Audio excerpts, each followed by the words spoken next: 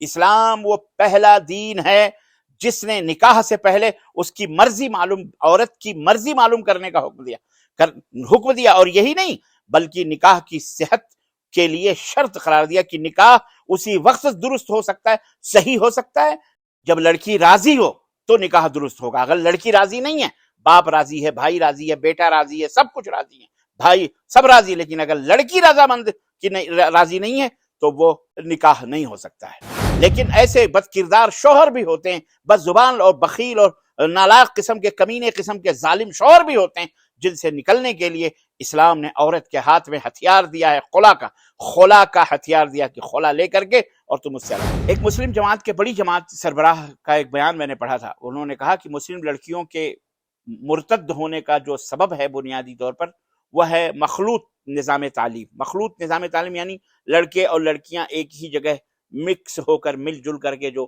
System ہے، education system جو ہے لڑکے اور لڑکیوں کا باہمی طور پر مل کر کے پڑھنا، یہ ہے کہ جس میں مسلم لڑکیاں اور غیر مسلم لڑکے اور سارے مل جل کر کے پڑھتے ہیں. اس کی وجہ سے ہماری بیٹیاں مرتد ہو جا رہی ہیں یا اسلام سے دور ہوتی جا رہی ہیں. پاکستان سے آئی ہوئی کوئی خاتون،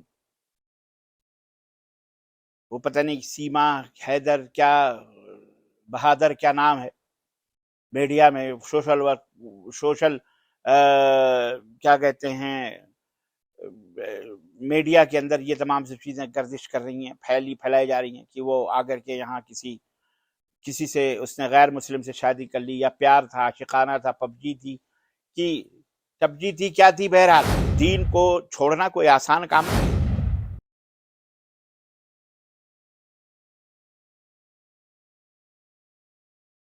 السلام علیکم ورحمۃ اللہ وبرکاتہ. الحمدللہ رب العالمین والصلاة والسلام علی نبینا محمد وعلی آلہ وصحبہ اجمعین، اما بعد. حضرات و خواتین، آپ کی خدمت میں اس وقت کا انتہائی سلگتا ہوا موضوع لے کر کے حاضر ہوا، جس کا موضوع ہے مسلم لڑکیاں کفر کی باہوں میں.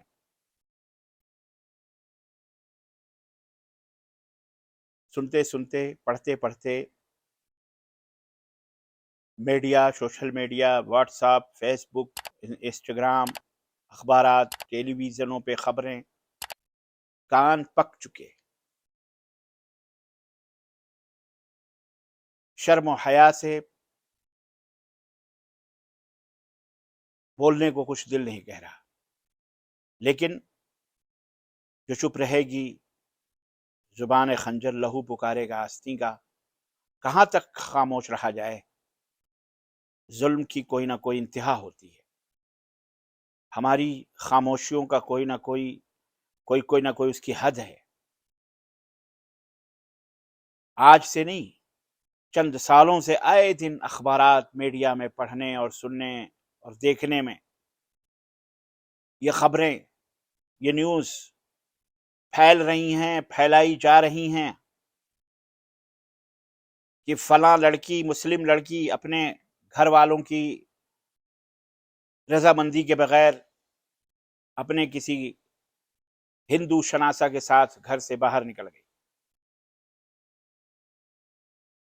بلکہ معاملہ اب تو اس قدر آگے بڑھ گیا ہے. پہلے تو یہ ہوا کرتا تھا کہ چلو مسلم گھرانے سے بھاگ گئی، اب تو معاملہ یہاں تک پہنچ گیا کہ وہ مسلم اور گھرانے کے لڑکا اور لڑکے تھے، لیکن اب لڑکی اور لڑکا تھے، لیکن اب تو یہ ہے کہ مسلمان لڑکیاں غیر مسلم ساتھی، عاشق اور دوست کے ساتھ نکلی جا رہی. کچھ دن پہلے ایک صاحب نے، جو سوشل ورکر ہیں، انہوں نے اس حقیقت کا انکشاف کیا. انہوں نے لکھا ایک جگہ کہ میرے رہائشی شہر کے قریب ہی ایک بہت بڑا صنعتی شہر ہے، معروف شہر ہے. اس شہر، صرف ایک شہر سے تقریباً 200 سے زائد مسلمان لڑکیوں نے غیر مسلموں سے شادی کر لی. حضرات و خواتین، بڑی شرمناک خبر ہے یہ، اور یہ سلسلہ جاری ہے، دراز ہے. ابھی آپ نے آج ہی کل میں دیکھا، سنا ہوگا کہ کوئی پاکستان سے آئی ہوئی کوئی خاتون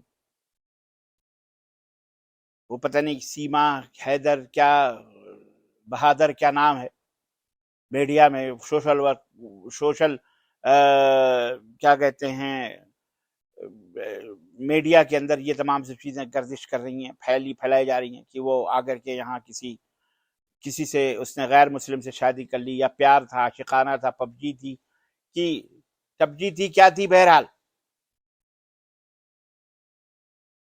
سوال یہ پیدا ہوتا، خیر وہ اس سے قطع نظر ہم اپنے دیش کی بات کریں، اپنے ملک بھارت کی بات کریں، کہ ہم جس ماحول میں رہتے ہیں وہاں یقیناً انتہائی خطرناک یہ سچویشن ہے،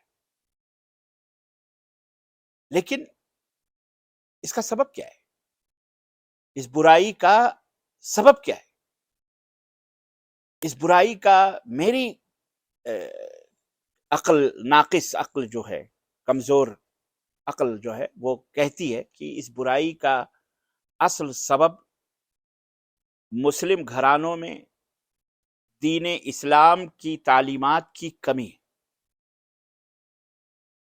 مسلم گھرانوں میں دینی ماحول کا فقدان ہے، ختم ہے۔ آج ہمارے بچے یہ نہیں جانتے کہ ان کے مسلمان ہونے کا مفہوم کیا ہے، معنی کیا ہے، یا ہم مسلمان ہیں تو کیوں ہیں، کیوں ہم کو مسلمان کہا جاتا ہے۔ میں کہتا ہوں چیلنج کے ساتھ، عورتیں تو عورتیں ہیں، ہمارے آج کل کے لونڈے لڑکے کالجز یونیورسٹیز میں، یا ہم تو کہتے ہیں بڑے بڑے ڈگری ہولڈرز، ان کو یہ پتا نہیں ہے کہ ہم مسلمان ہیں تو کیوں ہیں، مسلمان ہونے کا معنی اور مطلب اور مفہوم کیا ہے، اسلام کس کو کہتے ہیں۔ انہیں یہ نہیں پتا کہ ہم میں اور دیگر دھرم کے ماننے والوں میں فرق کیا ہے بنیادی طور پر، صرف نام، ان کا نام عبداللہ، عبد الرحمن، ان کا نام فلاں فلاں فلاں، جوزف اور اسٹیفن اور فلاں، اور کیا کہتے ہیں رام اور لچمن اور سیتا، بس یہی ناموں کا فرق ہے۔ انہیں معلوم نہیں کہ ایک مسلمان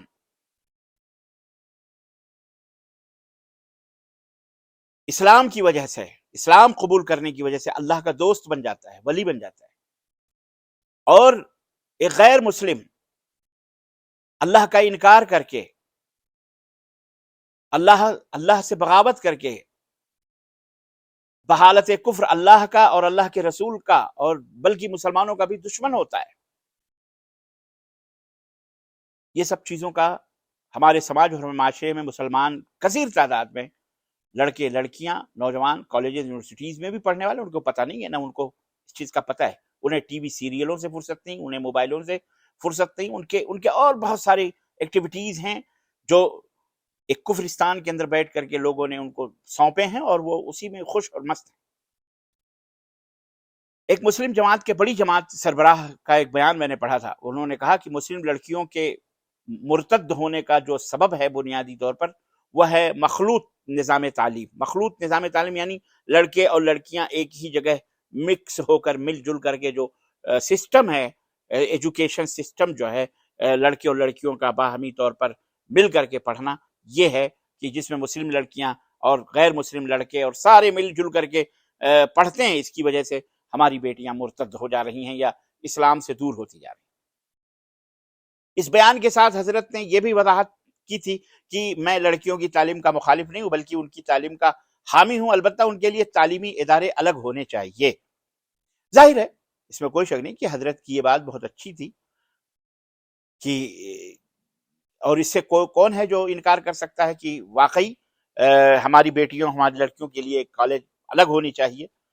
لیکن سوال یہ پیدا ہوتا ہے کہ یہ بلی کے گلے میں گھنٹی باندھے گا کون باندھے گا؟ کون یہ کام کرے گا؟ کیا وہ سرکاریں کریں گی، وہ حکومتیں کریں گی جو ہماری بہنوں کے سروں سے حجاب تک نوچ کر کے پھینک دینا چاہتی ہیں؟ بکنی اور چڈی اور بنیائن میں ناچنے اور گانے والی لڑکیوں کو پرائز دیے جا رہے ہیں، انہیں پدما شری اور پتہ نہیں کیا کیا بھارت رتن کے شیلڈ پیش کیے جاتے ہیں۔ کس زمانے کی بات کرتے ہیں؟ دوستی اس زمانے میں کس زمانے کی بات کرتے ہیں؟ یہ ان اداروں سے جو ہمارے بے نقاب کرنا چاہ رہی، بے حجاب کرنا چاہ رہی ہے ہماری عورتوں کو، ہماری بہنوں اور بیٹیوں کو، ہماری بچیوں کے لیے الگ اسکول اور کالج بنائیں گے۔ یہ سرکاریں تو ان اداروں کو بھی بند کرنا چاہتی ہیں جو چل رہے ہیں، جن میں پردہ ہے، جن میں حجاب ہے۔ ہم کو پتا ہے، کسی تاریخ میں پڑھا تھا ہم نے، کسی زمانے میں GGIC یعنی گورنمنٹ گرلز انٹر کالج قائم ہوا کرتے تھے. شاید وہ زمانے آزادی سے پہلے کا تھا، یعنی جب انگریز تھے اس وقت کی بات تھی، یا اس کے فوراً بعد، جسٹ بعد آزادی کے بعد کرا ہو. بہرحال اس کے بعد اول تو سرکاری اسکول ہی کم تعداد میں قائم ہوئے، اور اگر کہیں قائم بھی ہوئے تو مخلوط تعلیم کے ساتھ ہی، مکس لڑکے لڑکیاں مل جل کر کے پڑھ رہے ہیں. البتہ مسلم امت نے اپنے طور پر یہ کام کیا تھا، لیکن اس کی حیثیت اونٹ کے منہ میں زیرے کے برابر تھی. آج تک مسلم امہ کو، مسلمانوں کو یہ توفیق نہیں ہوئی، اتنے صدقات، اتنے زکوٰۃ، اتنے خیرات نکل رہے ہیں، اتنی توفیق نہیں ہوئی کہ وہ مسلم کالجز یعنی لڑکیوں کے لیے خاص اسکولز اور ادارے تعمیر کیے جائیں. امت کے تعلیمی ادارے آپسی جھگڑوں کی نظر ہو کر آج اپنی افادیت کو کھو چکے ہیں. لیکن ان حضرت کی یہ بات کہ مخلوط نظام تعلیم کی وجہ سے مسلم لڑکیاں کفر کی باہوں میں جا رہی ہیں، کافروں کے آغوش میں جا رہی ہیں، ارتداد کا شکار ہو رہی ہیں، یہ کچھ ہضم نہیں ہو رہی. ایک زمانہ تھا کہ مسلمان لڑکیوں کے بارے میں یہ کوئی سوچ نہیں سکتا تھا کہ وہ اپنا دین چھوڑ دیں گی. اگر اس سے کوئی غیر مسلم لڑکا عشق کرنے کی غلطی کر بیٹھتا تھا تو حقیقت یہ تھی کہ اسے اپنے مذہب سے ہاتھ دھونا پڑتا تھا، یعنی وہ اپنے مذہب کو چھوڑ کر مسلمان ہو جایا کرتا تھا. اسی طرح غیر مسلم لڑکیاں اسلام قبول کر کے مسلم سماج کا حصہ بن جایا کرتی تھی. دین کو چھوڑنا کوئی آسان کام نہیں ہے. مذہب کی تبدیلی کا یہ عمل انسان کی دنیا اور آخرت دونوں پر اثر انداز ہوتا ہے. یہ اسلام کی تعلیم ہے. میں سمجھتا ہوں کہ اس ارتداد کا جو سبب، بنیادی سبب، مسلم معاشرے میں دین اسلام کی تعلیمات کی کمی اور اسلام کے ناقص تصور کا چلن ہے. ہمارے مسلمانوں میں دینی تعلیم پختہ نہیں ہے. خاص طور پر خواتین کے تعلق سے ہمارے ہاں تو بہت افراتفری ہے، بہت ظالمانہ رویہ زمانے سے چل رہا ہے. ایسی باتیں رائج ہیں جو دین کا حصہ ہی نہیں ہے.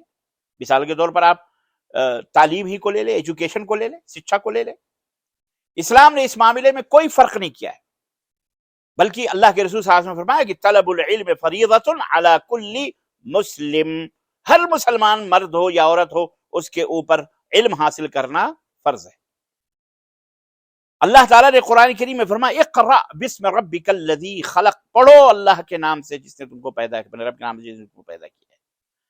مرد عورت کی کوئی تفریق نہیں. نبی کریم صلی اللہ علیہ وسلم کا زمانہ وہ دیکھیے، اس میں کیا نظم و ضبط تھا، کیا سسٹم تھا. تعلیم کا نظم و ضبط نبی کے زمانے میں کیا گیا تھا، لیکن ہم نے آج عورتوں کے اوپر تعلیمی دروازے بند کیے. حضرت ابو ہریرہ رضی اللہ تعالیٰ عنہ باقاعدہ ہفتہ وار، ہفتے میں عورتوں کے لیے درس دیا کرتے تھے، تعلیم دیتے تھے. یہ احادیث سے ثابت ہے. لیکن آج ہم نے کیا کیا، چٹ پٹ چند یہ زیور، وہ زیور، فلاں زیور، ڈھکا زیور، اس میں بھی خلط ملط، شرک اور کفر کے ملغوبے، ان کی لال پیلی کتابیں، ان کی لال پیلی کتابیں، حکایتیں فلانیاں، حکایتیں ڈھکانیاں، اور فلانے زیور. یہ سمجھا دیا گیا جیسے کہ ہم نے تعلیم میں یہ پڑھایا اور ہم نے سمجھا تعلیمی میدان میں ہم نے تیر مان لیا. ہمیں آج بھی یاد ہے، میری والدہ مجھے خط لکھا کرتی تھی تو کہیں تو مکس مل کے جملے بناتی تھی، کہیں الف با تا سا یا جیم ایسے ہی لکھ کر کے، آخر ماں اور بیٹے کا رشتہ تھا. میں ان خطوں، ان لکھے ہوئی چیزوں کو میں پڑھ لیتا تھا، سمجھ میں آ جاتی. لیکن میں نے پوچھا اماں سے کہ آپ ایسے کیوں لکھتی، پہ آپ نے لکھنا نہیں سیکھا؟ تو انہوں نے کہا بابو ہمارے گاؤں میں لڑکیوں کو لکھنا نہیں سکھایا جاتا تھا، کہیں یہ خط و کتابت کے ذریعے غیر مردوں سے آشنائی نہ پیدا کر لیں، اس لیے لڑکیوں کو جاہل رکھا جاتا تھا. یہ مسلم ایسے گاؤں کی میں بات کر رہا ہوں، اور ایسی جگہ کی بات کر رہا ہوں جہاں پڑھے لکھے اعلیٰ طبقے کے لوگ موجود تھے، ایسے ویسے لوگ نہیں تھے. تو ہم نے چند کتابیں الف بے تے سے پڑھا کر کے ہم نے یہ سمجھا بس خلاص ہمارے یہ ہوا تھا، یہ ہم نے بہت بڑا تیر مار لیا. اور تعلیمی سلسلے مسجد میں عبادت کا لے لیجیے آپ، اس مسجد کے اندر کوئی جنسی تفریق نہیں، یہ مرد ہو ہے یا عورت ہے، کوئی تفریق اسلام میں نہیں ہے. خواتین اسی طرح مسجد میں نماز پڑھتی تھی نبی صلی اللہ علیہ وسلم کے زمانے میں جس طرح مرد پڑھا کرتے تھے، اور آج بھی وہ سلسلہ جاری ہے. مکۃ المکرمہ دیکھ لیجئے، جو تمام مسجدوں کا سردار، مسجد نبوی صلی اللہ علیہ وسلم دیکھ لیجئے، جہاں پر آج بھی خواتین، بلکہ عرب کے چھوٹی چھوٹی بستیوں میں، گاؤں میں دیکھ لیجئے کہ جہاں مرد اور عورتیں مسجدوں کے اندر جاتے ہیں اور نماز ادا کرتے ہیں، جن کو پڑھنا ہوتا ہے، یہ اور بات ہے، اسلام نے یہ کہا ہے کہ عورتیں گھروں میں پڑھنا ہے ان کے لیے زیادہ بہتر ہے، لیکن یہ بھی اسلام نے کہا کہ لا تمنعوا اماء اللہ عن المساجد، اللہ کے گھروں سے اللہ کی بندیوں کو نہ روکا جائے، اگر وہ مسجد میں نماز پڑھنا چاہتے پڑھیں۔ تو باقاعدہ ان کا اہتمام آج بھی یہاں کی مسجدوں میں عورتوں کے لیے الگ طریقے سے انتظام ہوتا ہے۔ تو خواتین کے لیے مسجد میں نظم کیا گیا تھا۔ اللہ نے قرآن میں فرمایا من عمل صالحا من ذکر او انثى وهو مؤمن فلنحيينه حیاتا طیبۃ ولنجزینهم اجرهم باحسن ما كانوا يعملون، جس نے بھی نیک عمل کیا، چاہے وہ مرد ہو یا عورت، جس نے بھی کہہ دیا تھا اللہ نے کافی تھا من عمل صالحا، لیکن آگے وضاحت بھی کر دی من ذکر او انثى، مرد ہو یا عورت، جس نے بھی نیک عمل کیا بشرطے کہ وہ مومن ہے، تو ہم انہیں نیک کاموں کا بدلہ، ان کا حق دیں گے اور ضرور بضرور دیں گے۔ سورہ النحل آیت نمبر 97۔ تو تعلیمی میدان میں ہاں اسلام نے ہم کو آزاد کیا، ہم مرد ہوں یا عورت ہوں، بچے بچیاں سب پڑھیں، لیکن ہم نے بر صغیر میں، ہندوستان میں، پاکستان میں، بنگلہ دیش میں، ان ملکوں میں مسجدوں میں آنے سے ہمارے مفتیان کرام نے انہیں روک دیا، حرام حرام حرام فتویٰ دیا، نہیں جا سکتی عورت، بازار گھوم سکتی ہے، سینما ہال جا سکتی ہے، شاپنگ میں جا سکتی ہے، ولیمے میں شریک ہو سکتی ہے، بارات جا سکتی ہے، جناب علی دنیا کے اندر چکر لگا سکتی ہے، کھیت جا سکتی ہے، بھینس دودھ سکتی ہے، گائے چرا سکتی ہے، بکری سب کام کر سکتی ہے، لیکن نماز کے وقت اگر وہ مسجد میں یا جمعے کو مسجد کے اندر جانا چاہے، یہاں تک کہ عید بقرعید کے لیے بھی ان کے لیے دروازے بند ہیں۔ یہ ہمارے مفتیان کرام کی فتویٰ بازیاں ہیں، مفت کے مفتی ہیں، اللہ تعالیٰ انہیں ہدایت پر شکم پرور، آج اس کا نتیجہ بھوگ رہے ہیں۔ ہم خود بر صغیر کے اندر، بھارت کے اندر، پاکستان کے اندر اور بنگلہ دیش اور جہاں جہاں بھی یہ تمام سب فسادی موجود ہیں، اللہ انہیں ہدایت عطا فرمائے۔ معاشیات کا باب اٹھا کر کے دیکھیں گے تو آپ دنگ رہ جائیں گے جناب۔ اکنامک چیز جو تجارتی بزنس، یہ تمام سب چیزوں کے معاملے میں نبی کریم صلی اللہ علیہ وسلم کے زمانے اور اس کے بعد کے دوروں میں مسلم عورتیں، انہوں نے بزنس کے اندر، انہوں نے صنعت و حرفت کے اندر، تجارت میں مردوں کے شانہ بشانہ انہوں نے کام کیا ہے۔ حضرت عائشہ رضی اللہ تعالیٰ عنہا ام المومنین ہے، وہ خاتون ہیں جنہوں نے اکیلے زندگی کے ہر میدان میں ایک نمایاں رول ادا کیا ہے۔ انہوں نے علم حدیث میں خواتین میں سب سے زیادہ احادیث روایت کی ہیں۔ میراث کا علم سیکھنے کے لیے باقاعدہ صحابہ ان کے پاس آیا کرتے تھے، مرد بھی، اور ان سے علم سیکھا کرتے تھے۔ وہ علم طب کی بھی ماہر تھیں جناب علی، وہ میڈیکل کی بھی ماہر تھیں، اور وہ ایک عظیم شاعرہ بھی تھیں، ام المومنین حضرت عائشہ رضی اللہ تعالیٰ عنہ۔ حضرت زینب چمڑے کی دستکار تھیں، چمڑے کو کیسے رجھایا جاتا، کیسے بنایا جاتا، چمڑے کے ذریعے سے کیسے بیگ جیسے بنتے ہیں، پرس بنتے ہیں، جوتے چپل اور دیگر چیزیں جو ضروریات ہوتی تھیں، حضرت زینب رضی اللہ تعالیٰ عنہ اس کی بہترین کاریگر تھیں۔ وہ حضرت ام مبشر انصاریہ کھیتی باڑی زراعت کی ماہر تھیں، وہ کھجوروں کے اور دیگر کھیتی باڑی کے جو جتنے بھی امور تھے، حضرت ام مبشر انصاریہ تھیں جو اس کی مہارت رکھتی تھیں۔ ام عطیہ ڈاکٹر تھیں، جراح تھیں، یعنی آج کی زبان میں ان کو کہہ لیں سرجن ڈاکٹر تھیں، ایسی ویسی ڈاکٹر نہیں، سرجن ڈاکٹر تھیں حضرت ام عطیہ رضی اللہ تعالیٰ عنہ۔ حضرت خدیجہ الکبریٰ، اللہ اکبر، کس کا نام آیا آسمان سے، جن کے لیے سلام اترا کرتے تھے، ہیں وہ مکے کی سب سے بڑی تاجرہ تھیں، جو نبی کریم ام المومنین تھی، نبی کریم صلی اللہ علیہ وسلم کی زوجہ محترمہ تھی، پہلے زوجہ۔ حضرت خنسا کی شاعری مجاہدین کے حوصلوں کو بڑھایا کرتی تھی، جو اللہ کی راہ میں جہاد کرتے ان کے لیے اشعار کہتی تھی، ان کو تقویت دیتی، موٹیویٹ کرتی تھی، ان کو موٹیویشن اشعار ان کے ہوا کرتے تھے۔ حضرت ام عمارہ میدان جنگ میں خواتین کی قیادت کرتی تھی، جی باقاعدہ ونگ تھی خواتین کی، مجاہدات کی ان کی قیادت کرتی تھی۔ تمام لڑائیوں جنگوں میں نرسنگ کا پورا کام خواتین کے ذمے ہوا کرتا تھا، جس کی وہی نگرانی کرتی تھیں، زخمیوں کو پانی پلانا، زخمیوں کو اٹھانا، ان کے زخموں کو دھلنا اور ان کے اوپر کیا کہتے ہیں دوائیں لگانا، یہ تمام سب حضرت ام عمارہ کے ذمے تھا۔ اور وہ ایک بہترین تیر انداز بھی تھی، نشانہ ان کا بڑا پکا رہتا تھا، نشانے باز تھیں، وہ تلوار بھی چلایا کرتی تھیں، وہ خود خیمے گاڑتی تھیں، خیمے بناتی تھیں، خیموں کو سلتی تھیں، تیر بناتی تھیں، تلواریں بناتی تھیں، تلواروں کو دھار لگاتی تھیں۔ حیرت ہے، تعجب کی بات ہے کہ آج ہماری عورتیں دال چاول بھی نہیں پکا پاتی، ہے، ان کو شاپنگ کرنا آتا ہے، ان کو موبائلوں کے اندر مکھیاں مارنا آتا ہے، بیٹھ کے گیم کھیلنا، مکھیاں مارنا ہماری عورتوں کو آتا ہے۔ یہ وہ خواتین تھی جن سے اسلام آگے بڑھا۔ حضرت اسما بنت مخزومہ عطر کا بہترین کاروبار کرتی تھی، بہترین تاجرہ تھی، بہترین قسم کے عطر وہ ان کی دکان ان کے پاس تھی اور وہ باقاعدہ اس کو بیچا کرتی۔ حضرت خولہ رضی اللہ تعالیٰ عنہ خود کماتی تھیں، محنت کرتی تھیں اور اپنے شوہر پر وہ پیسے خرچ بھی کرتی تھیں۔ آج ہے کوئی عورت جو کمائے اپنے؟ الا من رحم اللہ، کچھ خوش نصیب ہوں گے، ورنہ اکثر تو بد نصیبے کٹ کٹ کے مر کے لا کے کما کے عورتوں کے گود میں ڈالتے ہیں، اور عورتیں انہیں روٹی کا ٹکڑا بھی وقت پر پیش نہیں کرتی۔ اللہ انہیں ہدایت عطا فرمائے۔ حضرت شفا رضی اللہ تعالیٰ عنہ زمانے رسالت میں مدینہ مارکیٹ کی نگراں تھی وہ، ہاں جی، مدینہ مارکیٹ کی نگراں مقرر کی گئی تھی اللہ کے رسول صلی اللہ علیہ وسلم کی طرف سے۔ کہاں کیا ہو رہا ہے نگرانی ہوتی تھی، کہیں کوئی کمی بیشی، کہیں دھوکہ دھڑی، کہیں کوئی الٹ پھیر تو نہیں ہو رہا ہے۔ یہ تمام سب چیزیں جناب عالی، اور معاشرتی زندگی میں اسلام کی جو تعلیمات اٹھا کر دیکھ لیجئے، اسلام وہ پہلا دین ہے جس نے نکاح سے پہلے اس کی مرضی معلوم، عورت کی مرضی معلوم کرنے کا حکم دیا، اور یہی نہیں بلکہ نکاح کی صحت کے لیے شرط قرار دیا کہ نکاح اسی وقت درست ہو سکتا ہے، صحیح ہو سکتا ہے جب لڑکی راضی ہو۔ جب لڑکی راضی ہو تو نکاح درست ہوگا۔ اگر لڑکی راضی نہیں ہے، باپ راضی ہے، بھائی راضی ہے، بیٹا راضی ہے، سب کچھ راضی ہے، بھائی سب راضی، لیکن اگر لڑکی رضامند کی راضی نہیں ہے تو وہ نکاح نہیں ہو سکتا ہے۔ اور یہ اسلام ہی وہ دین ہے، پیارا دین ہے، جس نے شوہر کے ظلموں سے بچنے کے لیے عورتوں کو خلا کا حق دیا ہوا ہے، خلا کا طریقہ بتایا کہ ایسا شوہر جسے تم ناپسند کرتی ہو، ایسا شوہر جس سے تم ڈرتی ہو، ایسا شوہر جو تمہارے پر ظلم کرتا ہے، ایسا شوہر جو تمہیں ستاتا ہے، ایسا شوہر جس سے تم سرٹیفائی نہیں ہو رہی ہو، تمہیں حق ہے کہ تم اس سے خلا لے لو، خلا لے لو، طلاق لے کر کے تم الگ ہو جاؤ، تم دوسری شادی کر لو عدت گزارنے کے بعد۔ صرف مردوں کو طلاق کا حکم نہیں دیا کہ بس طلاق دو، جیسے آج کل مرد ٹوٹ پوجیے جاہل کرتے رہتے۔ یقیناً طلاق ایک مسئلے کا حل ہے۔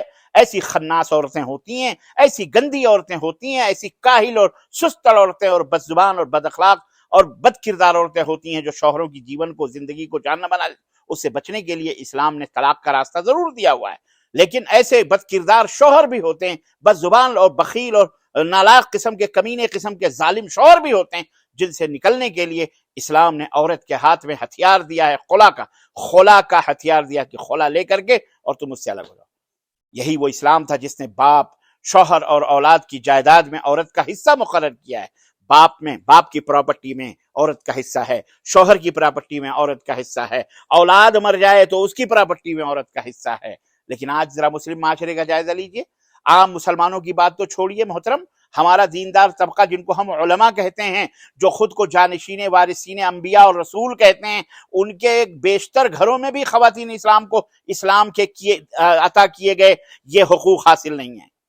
وہ خود نہیں دیتے، خود ہی غبن کر کے حل میں مزید کر کے ختم کر دیتے ہیں۔ بہرحال ہمارا حال یہ ہے کہ ہم خواتین کے حقوق کے موضوع پر اظہار خیال اس لیے نہیں کرتے کہ کہیں خواتین اپنے حقوق کا مطالبہ ہم سے نہ کرنے لگے، ہماری بہن ہماری بیٹیاں ہم سے نہ کرنے لگے، اس لیے بہت سارے مولوی اس موضوع کو بیان بھی نہیں کرتے ہیں۔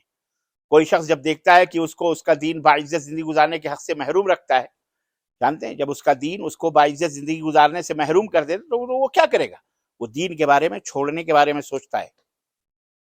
کیا فائدہ ہے اس دین میں جہاں ہمارا حق نہیں ہے، جہاں ہماری عزت نہیں ہے، جہاں ہماری آبرو نہیں ہے، جہاں ہمارا کچھ دیکھ بھال کرنے والا نہیں، جہاں ہمیں ظلماً ستایا جا رہا ہے۔ اور جیسا کہ آج جاہل جو کفار ہیں، جو مشرکین ہیں، جو دشمنان اسلام ہیں، آج ایشو بنا کر مسلمانوں کے کردار کو، اسلام کو انہوں نے نہیں پڑھا ہے۔ اسلام کو پڑھتے تو ایسا پاکیزہ اور رحم و کرم والا دین ان کی سمجھ میں آتا، لیکن وہ اسلام سے دور ہے۔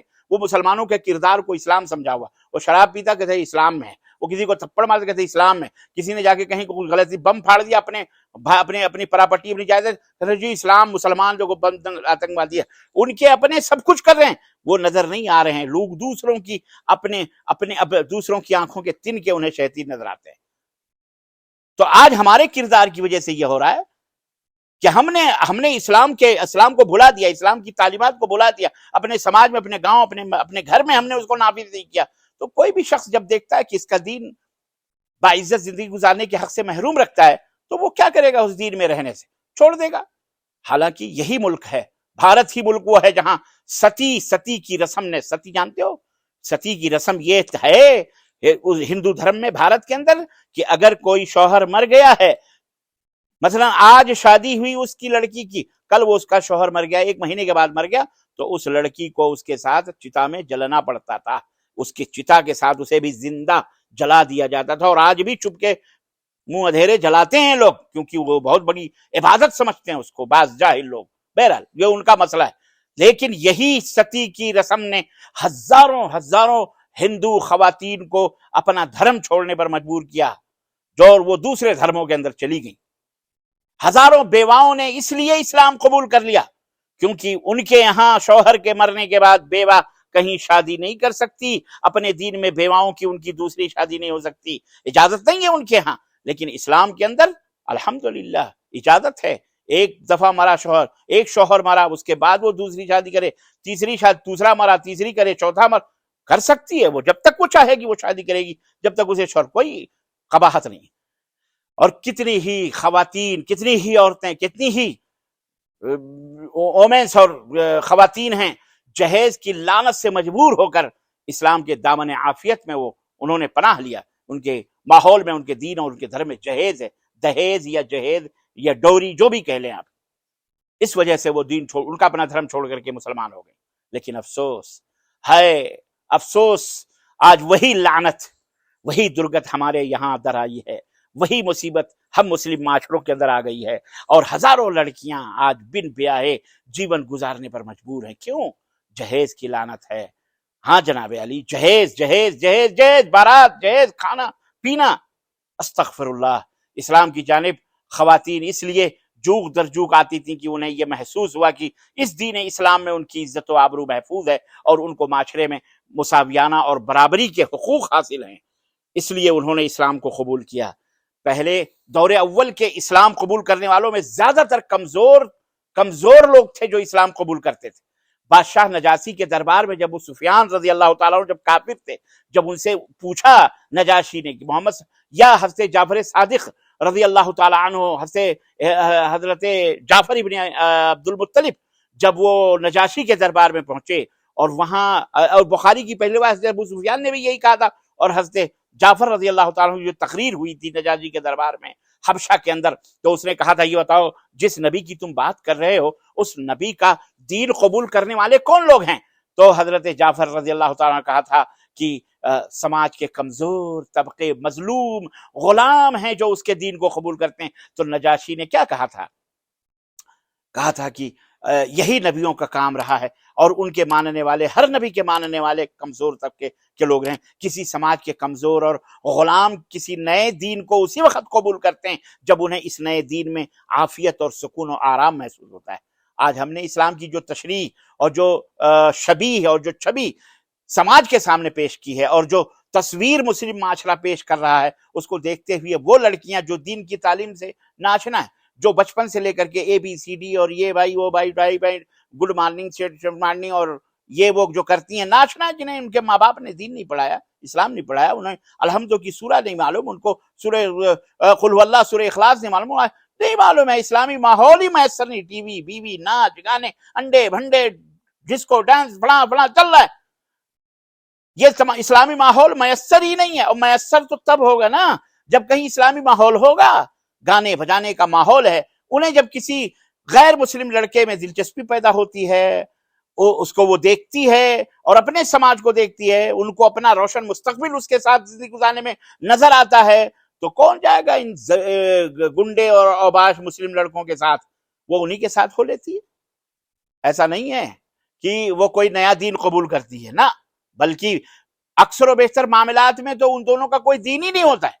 और कहीं ऐसा भी हो जाता है कि दोनों अपने अपने दीन पर कायम, ये नमाज पढ़ती है रात को और वो अपना मंदिर में जाता है या चर्च में जाता है, दोनों अपने अपने धर्म पर कायम रहते हैं और जिंदगी गुजारते हैं, क्योंकि उन्हें ये पता ही नहीं है कि दीन क्या है, इस्लाम क्या है। बस वो एक रिवायती अंदाज से, उसका नाम फरजाना है या रुखसाना है या निशाना है, इसका नाम गोपाल है, इसका नाम फलानी है, डकानी, जो भी है, वो दीन जो सारी इंसानियत की फलाह का दावा करता है, कामयाबी का दावा करता है, वो इस्लाम जो सुबह शाम हय्या अलल फलाह حی علی الفلاح، آؤ کامیابی کی طرف، آؤ کامیابی کی طرف، صبح شام پکارتا ہے دنیا والوں کو. جس دین میں کمزوروں، غریبوں، مسکینوں، یتیموں، سماج کے کچلے پسلے لوگوں کے لیے سمانتا ہے، ان کے حقوق محفوظ ہیں، جو خالص مکمل انسانیت کا دھرم ہے، دین ہے، جہاں کسی پڑوسی کے بھوکے سو جانے پر بھی ایمان اور اسلام خطرے میں پڑ جاتا ہو، جو سراسر سلامتی کا دین ہو، دھرم ہو. آخر اس دین اسلام کو چھوڑنے کا جو رجحان ہے، آج مسلم لڑکیاں کفر کی آغوش میں باہوں میں جا رہی ہیں، کیوں پیدا ہو رہا ہے؟ اور وہ بھی صنف نازک، مرد نہیں، عورتیں.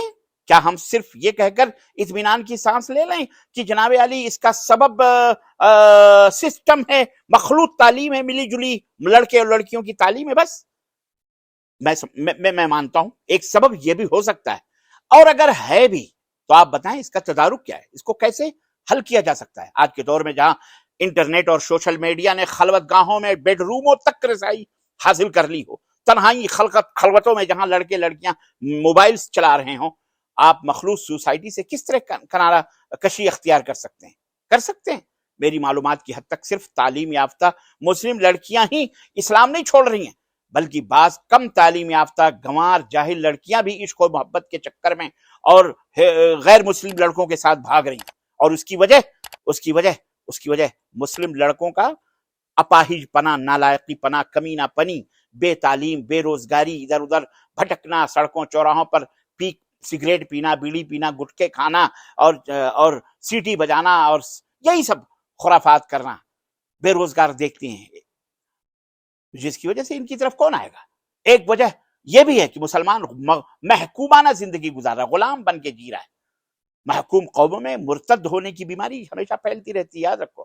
لیکن اس ارتداد کی، اسلام سے پھر جانے کی اصل وجہ یہ نہ بھولیے، جیسا کہ میں نے عرض کیا کہ مسلم سماج میں دین کی تعلیمات کی کمی، اسلام کا ناقص تصور، یہ ہے اصل بیماری.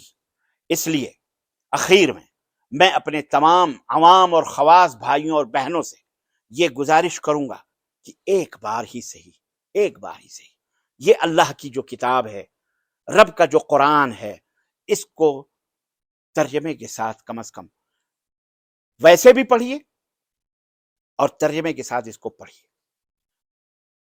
جو آپ جانتے ہیں آپ کو معلوم ہو جائے گا، دیکھ لیجئے پڑھ کر کے، آپ کو معلوم ہو جائے گا کہ اللہ نے آپ کی بیٹیوں اور بہنوں کو جو کچھ دیا ہے، اگر وہ آپ انہیں دے دیں تو وہ کسی حال میں بھی اسلام کو چھوڑنا پسند نہیں کریں گی. یہ کر کے تو دیکھیے. آپ انہیں ابتدائی طور پر اپنے گھروں میں بسم اللہ، سورہ فاتحہ، قل هو اللہ، قرآن، اس کے معنی، اس کے مفہوم، اس کے ترجمے، آپ جس بھی زبان میں کے جاننے والے ہوں، ہندی ہوں، اردو ہوں، فارسی ہوں، انگریزی ہوں، تمل ہوں، گجراتی ہوں، مراٹھی ہوں، یا ملیالم ہو، یا تمل ہو، یا کنڑا ہو، جس بھی بھاشا زبان آپ کو آتی ہے، آپ اپنے بچوں کو ابتدائی طور پر یہ کم از کم انہیں بتائیے، سمجھائیے. دیکھیے انشاءاللہ اسلام پھلے گا، پھولے گا، اور کوئی بھی مرتد نہیں ہوگا. ورنہ نہ سمجھو گے تو مٹ جاؤ گے ہندوستان والوں، تمہاری داستان تک بھی نہ ہوگی. داستانوں میں اللہ ہماری آل اولاد کی حفاظت فرمائے، اللہ اسلام کو فروغ دے، اور اسلام کی صداقت اور سچائی سب کے نظروں میں اللہ تبارک تعالیٰ اسے واضح فرمائے، اور اللہ تعالیٰ ہم سب کے سینوں کو دین اسلام کی تعلیمات کے لیے کھول دے، اور ہماری بچیوں کی اور ہمارے نوجوان بیٹوں کی، بیٹیوں کی اللہ حفاظت فرمائے. آمین یا رب العالمین. وصلی اللہ علی نبینا محمد وعلی آلہ وصحبہ اجمعین. والسلام علیکم ورحمۃ اللہ وبرکاتہ.